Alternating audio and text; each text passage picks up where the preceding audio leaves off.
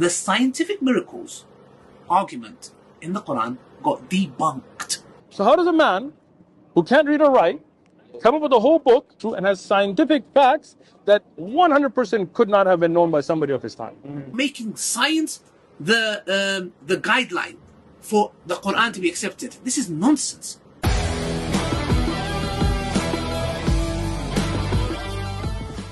Certainly did we create man from extract of clay, and then we placed him as a sperm in the form of lodging in the womb. The sperm lodges in the womb, right? Sperm does not lodge in the womb.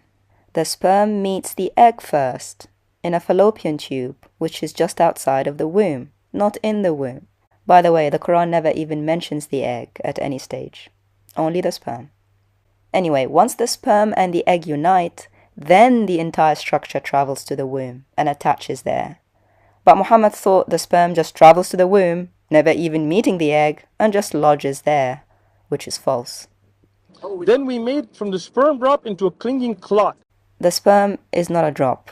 The sperm is a microscopic cell, not even visible to the naked eye. Now that explanation of how the sperm clots. And it does not turn into a clot. A clot? This is called the alaq, right? How the sperm clots. There are no clots that form during any stage of the embryonic formation. In fact, mothers with clotting disorders tend to miscarry embryos because if clots form during any stage, they impede the embryo's development and the baby dies. Sometimes, doctors even need to give mothers thinning agents like aspirin during pregnancy in order to prevent clots and miscarriages. The fact that Muhammad thought a clot is a starting point of an embryo is frankly stupid. And we made from the clot into a lump of flesh. Again, there is no clot. There is no such thing as a clot forming into flesh. A clot is when a mass of blood cells stick together as a response to injury. It is not the start of a new creation. Then we made the lump from the lump bones. Now he says, the lump, which he claims is made from a blood clot, turns into bones. Blood clots do not turn into bones. Bones are made up entirely differently of things like calcium and collagen. They're not made up of blood cells.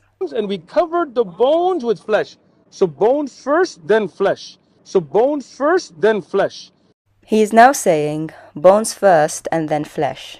No, bones do not form first before flesh. Bone development in embryos start as a cartilaginous jelly-like substance, which hardens over time, even continuing to harden long after the baby is born. The process is called ossification, which means hardening. So if Muhammad knew the truth and wanted to use poetic language, it's flesh first and then bone. But he didn't. So bones first, then flesh. He got it the wrong way around.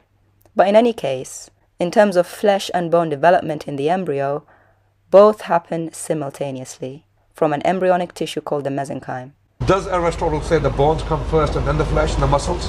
Does he say that? Are you sure? Is that what the Quran specifically says? Absolutely. This is exactly what the Quran says. Chapter 23. Because you just demonstrated the Quran is wrong. Yeah, but how? What happens first is you have differentiation of mesoderm. Right. That within the mesoderm you have segregation into things like embryonic mesenchyme, and then you have these cartilaginous centers which form bone. Right. And these are forming simultaneously with each other. Right. Simultaneously. Yes. So the Quran and Uthman are completely wrong. And we developed him into another creation, which is the human. What does he mean, another creation? Does the baby start out as a frog and then come out as a human? Another creation, which is the human. What does he mean he made it into another creation? The creation starts as a human and ends as a human. It doesn't start out a different creation from the end. I mean, what did he have? Ultrascans? Right? Ultrascans? It's not ultrascans. It's ultrasound scans. Ultrasound scans. We thought Uthman's job was selling medical equipment. I'm also a consultant in regulatory and quality affairs having to do with medical devices. So how does he not know what the name of the scan is? And if Muhammad had access to these, then we would see a surah in the Quran where Allah swears by the ultrasound scan. Like Muhammad makes Allah swear by everything else. The scientific miracles argument in the Quran got debunked. Making science the guideline for the Quran to be accepted. This is nonsense. So Ali Dawah is way ahead of Uthman here, because he knows the scientific arguments are expired and debunked. But we're not surprised that Ali Dawah is ahead, since he's already converting people to Christianity through his dawah. I gave him a Quran, I spoke to him, etc. He's a Christian now.